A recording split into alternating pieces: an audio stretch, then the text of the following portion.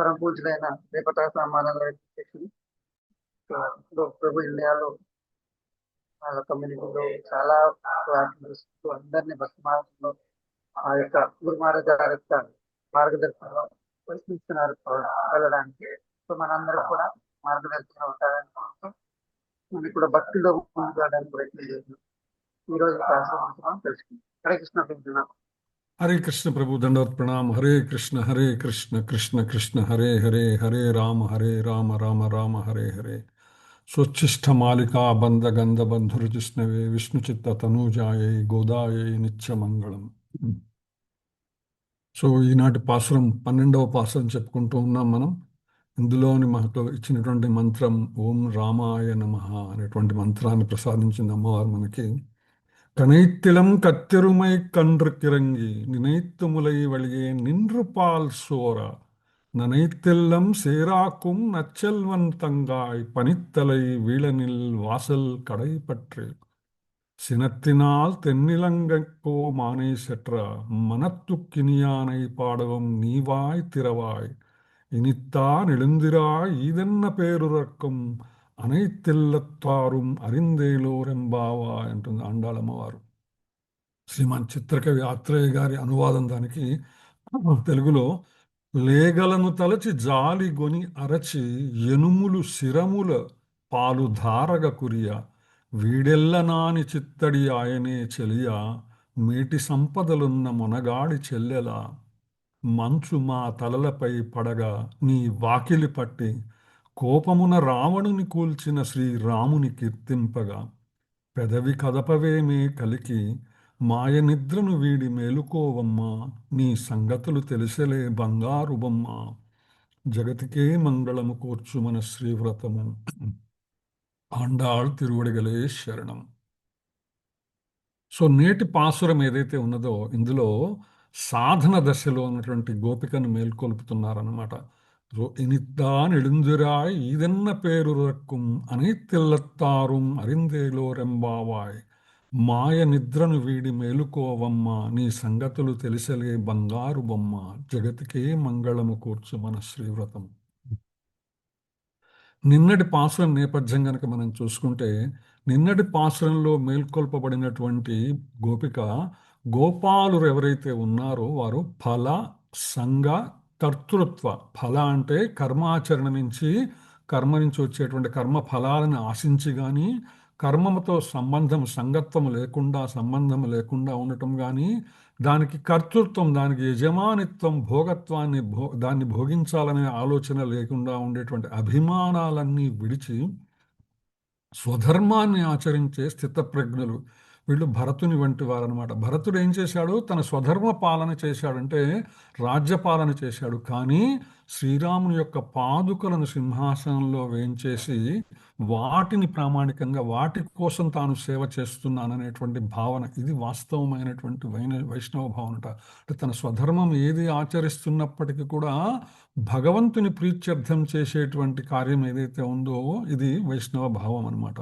So ఈరోజు పాసనంలో మాత్రం స్వధర్మాన్ని కూడా ఆచరించిన ఒక గోపికను మేల్కొల్పుతున్నారు వాళ్ళు. ఎవరంటే లక్ష్మణుని వంటి వారు అనమాట. అంటే లక్ష్మణుడు ఎవరైతే ఉన్నారో తన ధర్మాన్ని, తన రాజ్యాన్ని, తన కుటుంబాన్ని, తన భార్యను, తల్లిని అందరినీ విడిచి కేవలం భగవంతుని సేవే ప్రామాణికంగా తీసుకుని ఆయనను సేవించేటువంటి ప్రయత్నం చేస్తున్నారన్నమాట. సో ఆ విధంగా ఈరోజు గోపిక ఎవరైతే ఉన్నారో ఈమె సాధన దశలో ఉన్నటువంటి గోపిక. ఏ సాధన? స్థితప్రజ్ఞ అనేటువంటి ఒక స్థితి ఏదైతే ఉన్నదో దాన్ని సాధన చేయటానికి ఆమె ప్రయత్నం చేస్తున్నటువంటిది అనమాట. మరి ఎందుకండి ఈ గోపికల్ని లేపాలి మనం అంటే, వాస్తవానికి గోపికల ద్వారా ఆచార్యులను నిద్రలేపుతున్నాం. మనం ఎందుకండి ఆచార్యులను నిద్రలేపాలంటే వాళ్ళు భౌతికమైనటువంటి నిద్రలో లేరు, వారు ఆధ్యాత్మికమైనటువంటి యోగ నిద్రలో ఉన్నారనమాట.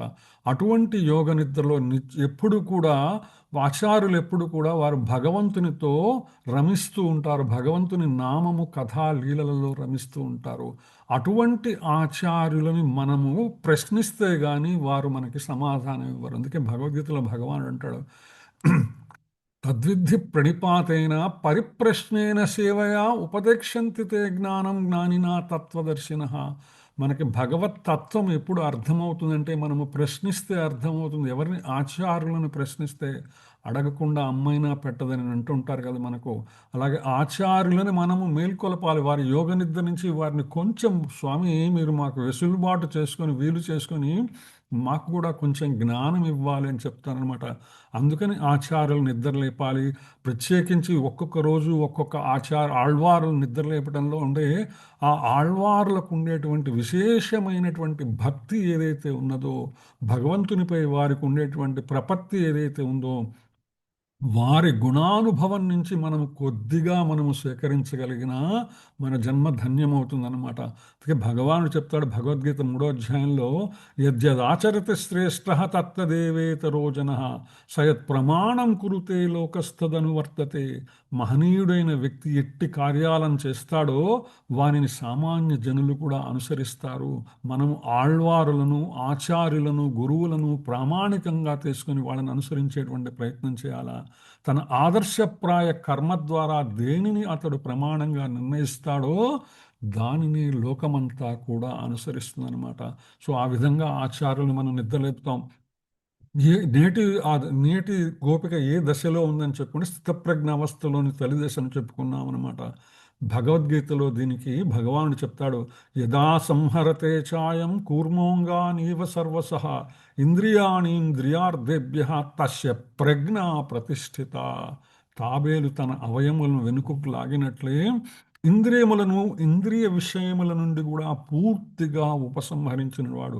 అంటే ఇంద్రియములు ఏవైతే ఉన్నాయో, ఇంద్రియ భోగములకు మాత్రమే పరిమితమైనటువంటివి ఏవైతే ఉన్నాయో వాటి నుంచి మనము వెనుకకి మరలటము, అంటే అంతర్ముఖులు కావటము. ఆ విధంగా తాబేలు తన శరీరంలోని అవయవాలన్నీ తన లోపలికి ఎలా తీసుకుంటుందో అటువంటి ప్రయత్నం మనం చేయాలన్నమాట. పతంజలి కూడా అష్టాంగ యోగ విధానంలో చిత్తాన్ని బాహ్య వృత్తుల నుంచి అంతర్ముఖం చేయమని ఉపదేశిస్తారని మనకు తెలిసిన విషయమే. సో ఈరోజు ఉన్న గోపిక ఎవరంటే ఈమె శ్రీదాముని చెల్లెలు. ఎవరండి ఈ శ్రీదాముడు? శ్రీకృష్ణునికి ఆప్తమిత్రుడు. ఈమె అన్నమాట, నచ్చెల్వన్ తంగాయ్, నల్ చెల్వన్, బాగా ధనమున్నటువంటి తంగాయ్ అనమాట చెల్లెలు ఈమె. ఎవరికి? మేటి సంపదలున్న మునగాడి చెల్లెల అని అనువదిస్తారు ఆచార్య చిత్రకవి ఆత్రేయ గారు అనమాట. అందుకని ఈ యొక్క గోపాలుడు ఎవరైతే ఉన్నాడో శ్రీరాముడు, ఆయన నిరంతరము తన స్వంత పని కూడా మానుకొని శ్రీకృష్ణ సేవలో నిమగ్నమై ఉంటారు. ఎప్పుడు కృష్ణ భగవాను వదిలిపెట్టడం అనమాట. అంటే తన ధర్మమైన పాలు పిండే పని కూడా ఆయన చేయట్లేదు. దాని ద్వారా ఫలితం ఏమైంది? గేదెలు ఏవైతే ఉన్నాయో దూడల్ని తలుచుకొని పాలు నేలపై కార్చడం మొదలుపెట్టాయి. ఎందుకని? గేదెల్ని, దూడల్ని విడివిడిగా కట్టేయటం జరుగుతుంది కాబట్టి. దాంతో ఏమైంది? ఇల్లంతా పాల బురదనమాట. ఇదే వారి సంపద.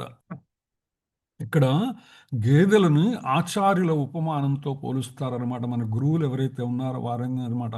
కనైతిళ్ళం కత్తెరుమై కండ్రిక్కిరంగి లేగలను తలచి జాలిగొని అలసి. అంటే పాలు, పొదుగులో పాలు ఉన్నాయి, పాలను దూడలకు ఇవ్వాలా. అవి పాలు సేపుకొచ్చినాయి కాబట్టి దూడలకు ఇవ్వటం కోసం ఆ ఆర్తితో అరుస్తున్నాయి ఆ యొక్క గేదెలు. కానీ దూడలు విడిగా ఉన్నాయి. ఈ రెండింటినీ కలపగలిగేటువంటి స్థితి కలగాలన్నమాట. నినైత్తుములై వళియే నిన్ను పాల్సోరా. దాంతో ఏమైంది? ఆ పాలు ధారగా కారటం మొదలుపెట్టాట. ఎందుకంటే గేదెలకి దూడలపై ప్రేమ అధికంగా ఉంటుంది. అదేవిధంగా ఆచార్యులకు కూడా భక్తులపై కరుణ అధికంగా ఉంటుంది. కట్టుబడి ఉన్నటువంటి దూడలు తల్లిని చేరలేవు, అంతే కదా. కట్టేసి ఉంటాయి దూడలన్నీ కూడా, అవి ఆ గేదె దగ్గరికి వెళ్ళలేవు. అదేవిధంగా కర్మపాశంతో జీవుడు కూడా పరమాత్మను చేరలేడు. పాశం, ఆ బంధం విడిపిస్తేనే పాలు త్రాగలదు.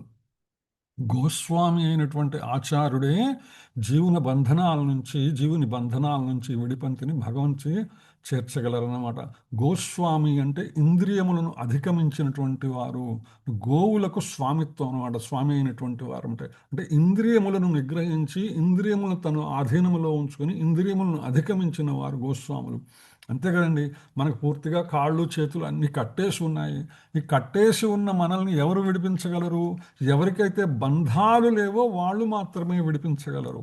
అదేవిధంగా ఎవరైతే ఇంద్రియములనేటువంటి బంధముల ద్వారా బంధములను అధిగమించినటువంటి ఆచార్యులు, గోస్వాములు ఎవరైతే ఉన్నారో వారు మాత్రమే మన బంధాలను విడిపించగలరు అనమాట.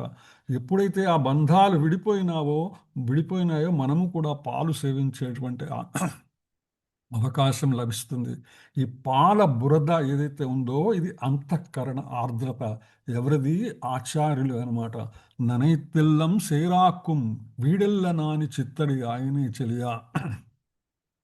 గేదెల పాలు కారటంతో ఇల్లంతా బురదైందనమాట. అంటే భగవద్గుణ అనుభవం వలన ఆచార్యుల మనసు ఆర్ద్రమవుతుంది అనే విషయాన్ని ఇక్కడ మనం అర్థం చేసుకోవాలన్నమాట. ఏ విధంగా అంటే భాగవత సహవాసము అంటే నిత్యం భాగవత సేవ, నిత్యము భాగవతమును మనం సేవించడం వలన, భాగవత సేవ అంటే భగవంతుని సేవ, భగవద్భక్తుల సేవ, శ్రీమద్ భాగవత సేవ. ఇది నిరంతరము కొనసాగవలసినటువంటి ప్రక్రియ. ఎప్పటిదాకా అండి అంటే మనము కూడా ఆచార్యుల స్థాయికి ఎదగగలిగినటువంటి ప్రయత్నము వలన మాత్రమే, సాధన చేయగలిగినంత మాత్రమే అవకాశం ఉంటుందన్నమాట. ఆచార్య ఉపదేశం వల్ల భౌతికంగా బద్ధులైనటువంటి జీవుల మనస్సు ఆధ్యాత్మికని పొందుతుంది. అందుకే భజగోవిందంలో శంకర్లు అంటారు, సత్సంగత్వే నిస్సంగత్వం, నిస్సంగత్వే నిర్మోహత్వం, నిర్మోహత్వే నిశ్చలతత్వం, నిశ్చలతత్వే జీవన్ముక్తి. సత్సాంగత్య వల్ల మాత్రమే ఇది సాధ్యమవుతుంది అనమాట. సత్సాంగత్యము, శాస్త్ర సాంగత్యము, సాధు సాంగత్యము అంటే మహాత్ముల యొక్క సాంగత్యము, భగవద్భక్తుల యొక్క సాంగత్యము, శాస్త్రముల సాంగత్యము, భగవద్గీత భాగవతము లాంటి అద్భుతమైనటువంటి శాస్త్రముల సాహిత్యం వల్ల మాత్రమే సత్సంగత్వే నిస్సంగత్వం, ఈ భౌతికమైనటువంటి బంధముల నుంచి అంటే ఇంద్రియముల ఆధీనము నుంచి మనము విడిపడగలము అనే అంశాన్ని అక్కడ మనకు తెలియచేస్తుంది అనమాట. ఈ ఆచార్యులను గోవులను పోలుస్తూ గీతా మహాత్మ్యంలో ఒక చక్కటి శ్లోకం ఉన్నది. శిలా ప్రభుపాదుల వారు కూడా భగవద్గీత ఉపోద్ఘాతంలో ఈ శ్లోకాన్ని మెన్షన్ చేస్తారన్నమాట. చాలామందికి సుపరిచితమైనటువంటి గీతం ఇది. సర్వోపనిషదోగావో దోగ్ధా గోపాలనందన పార్థో వత్స సుధీర్భోక్త దుగ్ధం గీతామృతం మహత్. సమస్త ఉపనిషత్తులు కూడా ఆవుల వంటివి అన్నమాట. ఆవుల నుండి పాలను పితికే గోపాలుడు శ్రీకృష్ణ భగవానుడు. అర్జునుడు దూడ వంటివాడు. దూడను చూసి ఆవు ఏ విధంగా పాలు ఇస్తుందో అర్జునుని నిమిత్తంగా చేసుకొని కృష్ణుడు ఉపనిషత్తుల సారమనే పాలని మనకు అందించారు. ఆ పాలే భగవద్గీత అనేటువంటి అమృతం అన్నమాట. అట్టి గీతామృతాన్ని పవిత్రమైన బుద్ధి కలిగినటువంటి జ్ఞానులు స్వీకరిస్తారు అని గీతా మహాత్మ్యం చెప్తుంది. సర్వోపనిషదోగావో దోగ్ధా గోపాలనందన పార్థో వత్స సుధీర్భోక్త దుగ్ధం గీతామృతం మహత్. గావహ అంటే ఆవులు, సమస్త ఉపనిషత్తులు కూడా ఆవులే. దోగ్ధ అంటే పాలు పితికేవాడు ఆచార్యుడైనటువంటి శ్రీకృష్ణుడు. ఎందుకంటే ఆవు నుండి పాలు పితకగలిగే నైపుణ్యం ఉన్నటువంటి వాడు. ఆచార్యులు కూడా అంతే. ఆవు నుంచి అంటే శాస్త్రముల నుంచి పాలు పితకగల సామర్థ్యం వాళ్ళకి మాత్రమే ఉన్నది. ఉదాహరణకి మనకు భగవద్గీత శ్రీమద్ భాగవతం కనుక చూసుకుంటే శిలాప్రభుపాదుల వారి భాష్యం కనుక లేకపోతే మనకు అందులో ఒక్క ముక్క కూడా అర్థం కాదు. కేవలం శిలాప్రభుపాదుల వారి భాష్యము ద్వారా మనము భాగవతాన్ని కానీ భగవద్గీతను కానీ అర్థం చేసుకునేటువంటి ప్రయత్నము సాహసము చేయగలుగుతున్నాం. వత్సహ అంటే దూడ అనమాట. అర్జునుడు దూడ వంటివాడు. దూడను చూసి ఆవు పాలు ఇచ్చినట్లుగా అర్జునుని చూసి కృష్ణుడు జ్ఞానాన్ని ప్రసాదించాడు. దుగ్ధం పాలు, ఆ పాలు మరేమిటో కాదు, అమృతతుల్యమైనటువంటి భగవద్గీత. భోక్త అంటే పవిత్రమైనటువంటి, తాగేవారు ఎవరైతే ఉన్నారో పవిత్రమైనటువంటి బుద్ధి గల భక్తులు ఆ పాలను స్వీకరిస్తారు. సో ఆ విధంగా గీతా మహాత్మ్యం ఉంటుందన్నమాట. సర్వోపనిషదోగావో దోగ్ధా గోపాలనందన పార్థో వత్స సుధీర్భోక్త దుగ్ధం గీతామృతం మహత్. ఒక ఆచార్యుడు గోవు లాంటివాడు. ఆవు ఏ విధంగా అయితే పచ్చగడ్డిని మేసి మనకు తెల్లని స్వచ్ఛమైన పాలన ఇస్తుందో అలాగే ఆచార్యుడు కఠినమైన శాస్త్రాలను చదివి వాటిని సులభతరం చేసి మనకు జ్ఞానామృతాన్ని పాలలాగా అందిస్తారనమాట. సో ఆ విధంగా శిలాప్రభుపాదులు వారు చెప్పినట్టు తాను ఎప్పటికీ ఈ భౌతిక ప్రపంచంలో ఉన్నాను అని చెప్తారు శిలాప్రభుపాద. ఏ విధంగా తన పుస్తకముల ద్వారా, తన భాష్యముల ద్వారా, భగవద్గీత, శ్రీమద్ భాగవతం లాంటి అద్భుతమైనటువంటి గ్రంథములలో ఒక్క భాష్యము మనకి చూస్తుంటే ఎంత లోతైనటువంటి విచారణ ఉన్నది, ఎంత లోతైనటువంటి అవగాహన ఉన్నది, దాన్ని ఎంత సరళంగా మనకు అందించారు అనేటువంటి అద్భుత విషయాలన్నీ మనకు తెలుస్తుంటాయి అన్నమాట.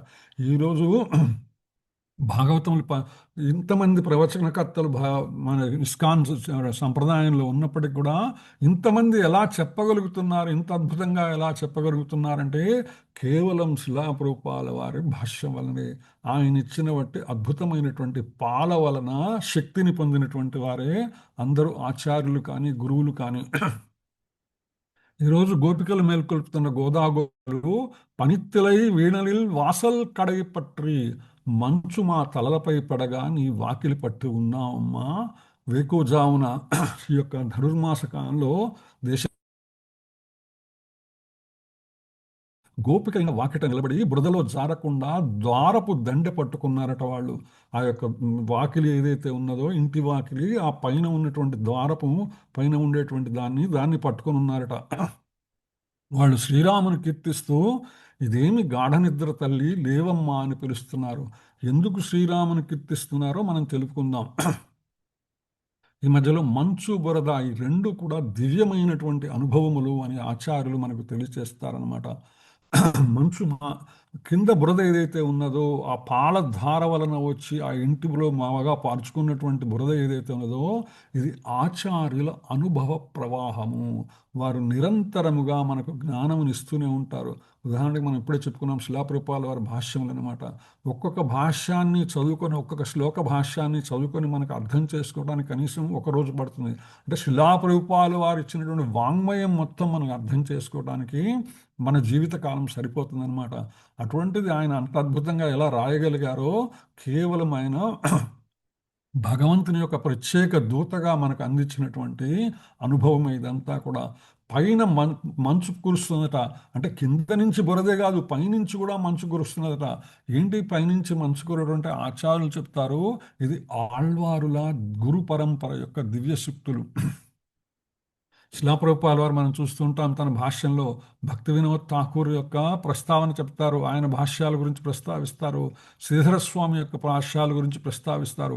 అంటే శిలాప్రభుపాల వారు కూడా గురు పరంపర ద్వారా వచ్చినటువంటి జ్ఞానాన్ని ఆళ్వార్లందరూ ఎవరైతే శ్రీ సాంప్రదాయంలో 12 మంది ఆళ్వార్లు, తదుపరి రామానుజులు, తదుపరి పరాంకుశులు, తదుపరి పిళ్ళై లోకాచార్యులు, ఇలా అద్భుతమైనటువంటి గురు పరంపర ఏదైతే ఉన్నదో అటువంటి వారి ద్వారా వచ్చిన జ్ఞానం ఏదైతే ఉన్నదో ఇది అంతా కూడా పైనుంచి వస్తున్నది. గురు పరంపర రూపముగా మనకు వస్తున్నటువంటి జ్ఞానం అన్నమాట. భగవద్జ్ఞానము, భాగవత జ్ఞానము క్రింద మనతోటి ఉన్న మనకు అందుబాటులో ఉన్నటువంటి ఆచార్యులు ఇచ్చేటువంటి అనుగ్రహము, పైనుంచి గురు పరంపర ద్వారా పొందినటువంటి జ్ఞానము.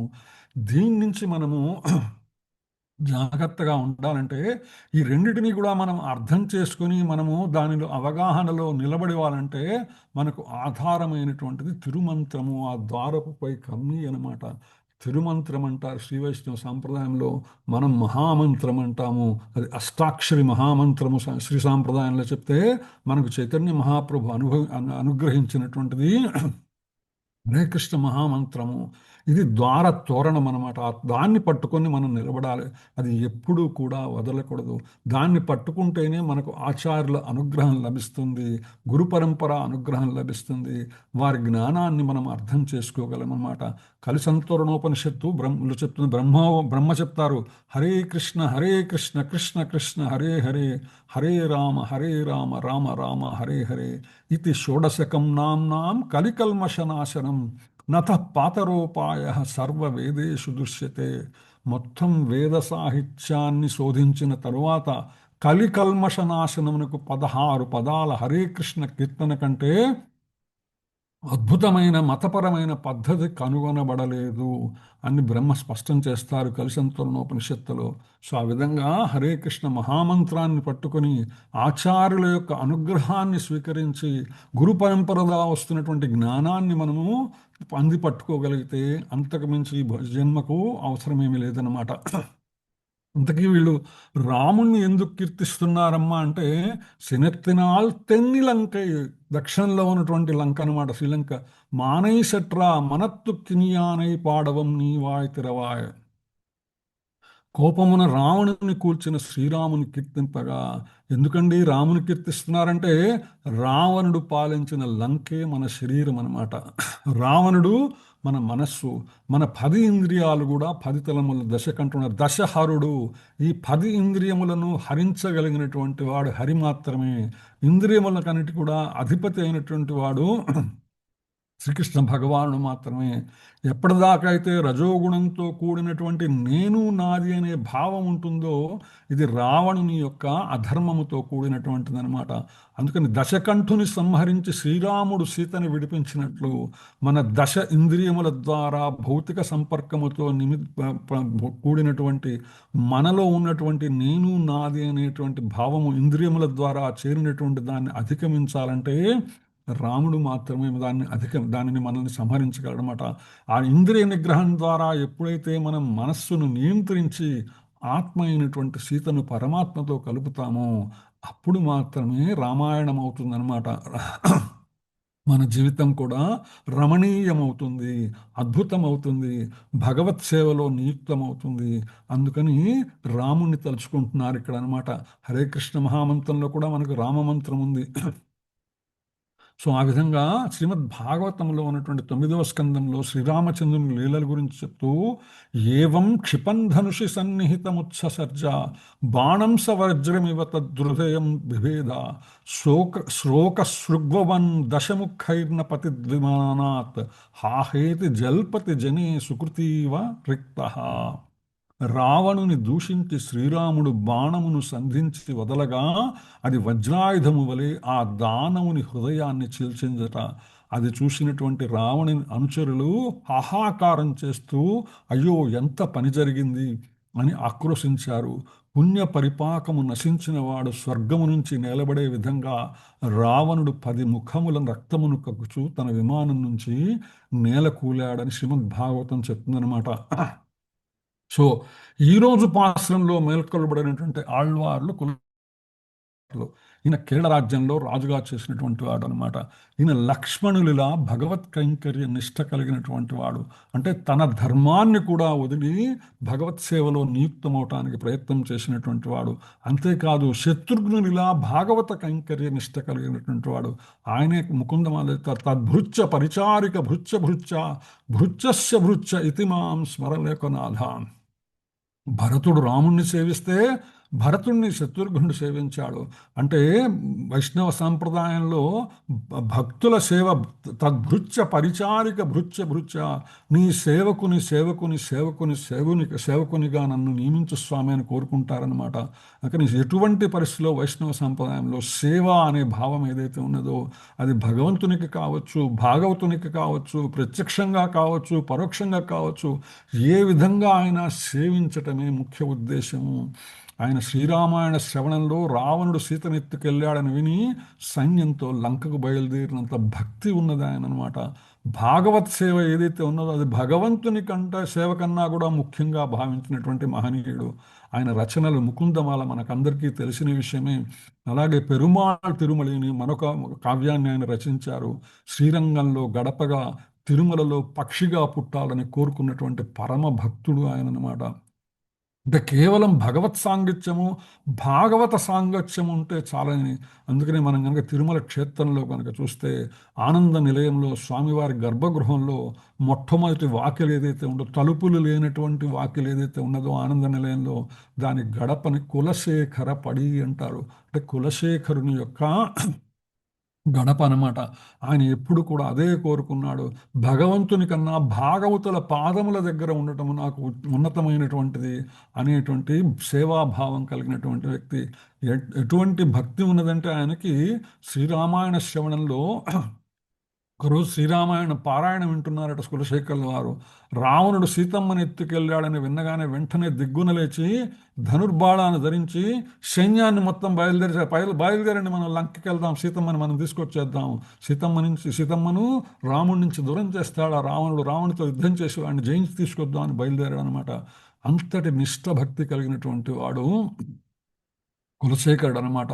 అప్పుడు ఏం చేశారంటే మంత్రులు చాకచక్యంగా ఎవరైతే ఆ రామాయణం చెప్తున్నారో ఆయనకి చెప్పారు, స్వామి నువ్వు ఇట్లయితే చాలా కష్టం అవుతుంది, నువ్వు వెంటనే ఆ రా- క్లో పూర్తి చేయి ఈ రామాయణం అనగానే ఆయన వెంటనే తన ప్రవచనంలో చెప్పాడు, రావణుని రాముడు జయించాడు, సీతమ్మతో తిరిగి వస్తున్నట్లుగా ఆ నాటక రూపంలో చూపించాడనమాట. వెంటనే ఆయన అమ్మయ్య అయితే రాముడు రావణుని సంహరించాడనమాట, సీతమ్మని తీసుకొస్తున్నాడనమాట అని అంత అంత తన్మయత్వం చెందినటువంటి మహానుభావుడు అనమాట. అంతటి భగవత్ సేవా తత్పరులు కులశేఖరులు అనమాట. అందుకే కులశేఖర ఆళ్వార్ తనీనని చెప్తారు, ఘుష్యతే యస్య నగరే రంగయాత్రాదిని దిని తమహం శిరసా వందే రాజానం కులశేఖరం అని కీర్తిస్తారు కులశేఖరుల వారి అనమాట. ఎవరి రాజధానిలో నగరంలో ప్రతిరోజు శ్రీరంగయాత్రకు బయలుదేరదాం రండి అనే మంగళకరమైనటువంటి ఘోష వినిపిస్తూ ఉంటుందో అట్టి మహారాజైనటువంటి కులశేఖర ఆళ్వార్లకు నేను శిరస్సు వంచి నమస్కరిస్తున్నానని చెప్పి ఆ శ్లోకం తెలియజేస్తుంది మనకి. కులశేఖర ఆళ్వారు ప్రతిరోజు శ్రీరంగ యాత్ర చేయాలనే ఉంటారనమాట. శ్రీరంగనాథుడి పట్ల అంత అచంచలమైన భక్తి ఉండేది. ఆయన ఎప్పుడు శ్రీరంగానికి వెళ్ళాలని తపిస్తూ ఉండేవాళ్ళు. తన రాజ్యంలో ప్రతిరోజు కూడా రంగయాత్ర గురించి చర్చలు జరగాలని ఆయన కోరుకునేవారు. అందుకే ఈ శ్లోకంలో ఆయన యొక్క భక్తి వైరాగ్యాలను కొనియాడటం జరిగిందనమాట. మనం అనేక సందర్భంలో కులశేఖర ఆళ్వార్ల యొక్క అద్భుతమైనటువంటి శిలా ప్రభుపాల వారికి కూడా ముకుందమాల కులశేఖర ఆళ్వార్ల వారి ముకుందమాల చాలా ఇష్టమైనటువంటి స్తోత్రం అదనమాట. అందులో ఒక శ్లోకాన్ని శిలాప్రభుపాల వారు తరచుగా ప్రస్తావించారు. మన ఆచార్యులు కూడా ఆ శ్లోకాన్ని విస్తృతంగా ప్రస్తావిస్తూ ఉంటారు. కృష్ణ త్వదీయ పద పంకజ పంజరాంతం అజ్జైవమే విశతు మానస రాజహంస ప్రాణ ప్రయాణ సమయే కఫవాత పిత్తై కంఠావరోధన విధౌ స్మరణం కుతస్తే. స్వామి, ప్రాణం పోయే సమయంలో కఫము వాతము పిత్తము చేత నా కంఠం కూరుకుపోతుందేమో, అందువల్ల నేను అప్పుడు నీ నామాన్ని స్మరించగలుగుతానోలేమో, ఇప్పటి నుంచే నీ పాదములు అనేటువంటి పంజరములో నన్ను చిక్కుకొని నీ నామస్మరణలో నన్ను చిక్కుకొని అని కులశేఖర ఆళ్వార్లు ప్రార్థిస్తారనమాట. సో ఆ విధంగా భాగవత సేవలో కులశేఖరులు ఎంతో నిష్ట కలిగినటువంటి వారు. ఆయన శ్రీరంగానికి వెళ్ళాలని సంకల్పించినప్పుడల్లా మంత్రులకు ఇబ్బంది కలిగేది.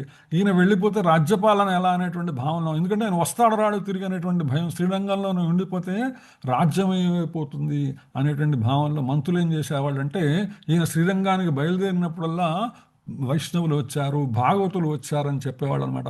వెంటనే ఆయన ఏంటి, ఆయన భగవత్ సేవ కన్నా భాగవత సేవకు ప్రాముఖ్యం ఇచ్చేటువంటి వ్యక్తి. వెంటనే ఆయన ఆగిపోయి ఆ వచ్చినటువంటి భాగవతులను అందరినీ కూడా వాళ్ళని సేవించుకుంటాడు అనమాట. ఆ విధంగా తన ప్రయాణాన్ని విరమిస్తుంటాడు.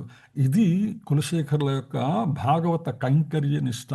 నిన్న కూడా మనం చెప్పుకున్నాం, కైంకర్యం అంటే కింకరం అంటాం. కింకరం సేవయా అంటే ఎటువంటి సేవనైనా చేయటానికి సిద్ధంగా ఉండేటువంటి వారు. సేవలో చిన్నది పెద్దది అనేది ఉండదండి. అన్ని రకముల సేవలు కూడా ఉత్తమమైనటువంటివి. నిన్న కూడా ప్రణవానంద ప్రభు చెప్తున్నారు, మనం విన్నాం, ఎటువంటి సేవ అయినా అది మనం సిద్ధంగా ఉండాలి. భాగవతులను భగవద్భక్తులను సేవించే ఏ సేవ అయినా కావచ్చు అనమాట. మా చిన్నతనంలో నాకు బాగా గుర్తు, మా అమ్మగారు చెప్తుండేవాడు అనమాట. మా తాతగారు వాళ్ళు వైష్ణవులు వచ్చి ఇంట్లో ప్రసాదం తీసుకొని వెళ్తే ఆ ప్రసాదం యొక్క వైష్ణవుల ప్రసాదం తీసుకున్నటువంటి ఇస్తర్లు వెత్తేయటానికి ఒకళ్ళకొకళ్ళు పోటీ పడేవాళ్ళట భక్తులందరూ కూడా. అది కూడా చేత్తో తీసి పడేయటం కాదు, ఆ చేత్తో తీసిన ఆకులను నెత్తి మీద పెట్టుకొని దాన్ని ఎంతో పవిత్రంగా భావిస్తూ దాన్ని వాళ్ళు విసర్జన చేసేవాళ్ళట, దాన్ని వదిలేసేవాళ్ళు అనమాట. సో అది భాగవత సేవ. ఇది చిన్నది పెద్దది ఏమి ఉండదండి. అది ప్రసాద సేవ కావచ్చు, పూల సేవ కావచ్చు, చివరికి చెప్పులు నిర్వహించే సేవ కావచ్చు, ఏది పాదుకా సేవ అంటారు. ఏ సేవ అయినా కూడా భరతుడు ఏ విధంగా అయితే తల మీద పెట్టుకుని వెళ్ళాడో రాముల వారి శిఖని, భగవంతునిదే కాదు భగవద్భక్తుల పాదుకా సేవ కూడా మనకి భాగ్యాన్ని కలుగజేస్తుంది, భగవద్భక్తిని ఎక్కువ చేస్తుంది అనమాట. సో అందుకని ఈరోజు పాసనలో మేల్కొల్బడినటువంటి గోపిక ఎవరైతే ఉన్నారో ఇంతటి మహనీయుడైనటువంటి కులశేఖర ఆళ్వార్లుగా చెప్పడం జరుగుతుందన్నమాట. భాగవత సేవలో పరాకాష్ఠను చూపినటువంటి వారు కులశేఖరుల ఆళ్వార్ల వంటి గోపికను ఈరోజు గోదా గోపికలు మేల్కొలిపారు. ఇది ఆ గోపిక యొక్క భక్తి స్థాయి, ఆమె ఆత్మసమర్పణ భావం. ఆ విధంగా శ్రీరామ శ్రీకృష్ణ అనుబంధం అన్నిటినీ కూడా ప్రతిబింబిస్తుంది అనమాట. ఆ విధంగా ఈరోజు గోపిక మేల్కొలుపులో సాధనా దిశలో ఉన్నటువంటి జీవుని ఆచార్య కృపతో భాగవత సహవాసంతో శరణాగతికి నడిపించేటువంటి ఆధ్యాత్మిక ప్రయాణానికి ఒక చక్కని మార్గాన్ని చూపేటువంటి అద్భుతమైనటువంటి పాసురం నేటి పాసురం. కులశేఖర ఆళ్వారు నిష్ఠను స్మరించుకుంటూ గోపికలు శ్రీరాముని కీర్తిస్తూ మేల్కొలుపుతున్నారు. ఆ విధంగా నేటి పాసురం మనకి కనైత్తిలం కైత్తెరుమై கன்றுக்கிறங்கி நினைத்துமுலை வெளியே நின்று பால் சோரா நனைத்தில்லம் சேராக்கும் நற்செல்வந்தங்காய் பனித்திலை வீணனில் வாசல் கடை பற்றி சினத்தினால் தென்னிலங்கை மானை செற்றா மனத்து கினியானை பாடவும் நீவாய் திறவாய் இனித்தான் எழுந்திராய் ஈதென்ன பேருறக்கும் அனைத்தில்லத்தாரும் அறிந்தேலோரெம்பாவாய். లేగలను తలచి జాలి కొలిచి అరచి ఎనుములు శిరములు పాలు ధారగ కొరియ వీడెల్ల నాని చిత్తడి ఆయనే చెలియ మేటి సంపదలున్న మనగాడి చెల్లెలా మంచు మా తల్లపై పడగని వాకిలి పట్టి కోపమున రావణుని కూల్చిన శ్రీరాముని కీర్తింపగా పెదవి కదపవేమే కలికి మాయ నిద్రను వీడి మేలుకోవమ్మ నీ సంగతులు తెలిసిలే బంగారు బొమ్మ జగతికే మంగళము కూర్చు మన శ్రీవ్రతము ఆండాళ్ తిరువడిగలే శరణం. హరే కృష్ణ. సో ఏమైనా మార్పులు చేర్పులు ప్రశ్నలు ముఖ్యాంశములు ఇవాళ పాసంలో?